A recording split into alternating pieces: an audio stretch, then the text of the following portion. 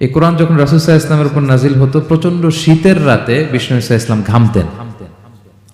আম্মা জান আয়েশা বলেন, আমরা কম্বল মুড়ি দিয়েও থাকতে পারি না, এত শীত, কিন্তু বিশ্বনবী ঘেমে ঘর্মাক্ত হয়ে একাকার।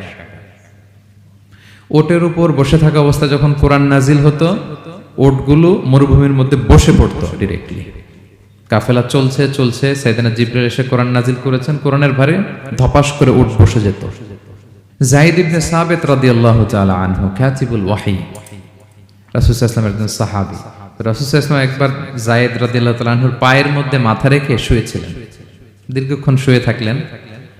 যায়েদ রাদিয়াল্লাহু তাআলা আনহু বলছেন, আমার কোনো কষ্টই হচ্ছে না। হঠাৎ করে কোরআন নাজিল হতে লাগলো। কি নাজিল হতে লাগলো? কোরআন।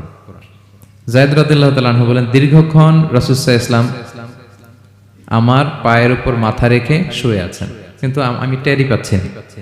কিন্তু যখন কোরআন নাজিল হতে লাগলো, মনে হলো যে আমার পাটা ভেঙে খান খান হয়ে যাবে। রাসূল সাল্লাল্লাহু আলাইহি ওয়াসাল্লামের মাথার ওজন এত বেড়ে গেল, আমি আর রাসূল সাল্লাল্লাহু আলাইহি ওয়াসাল্লামকে রাখতেই পারছি না আমার পায়ের উপর।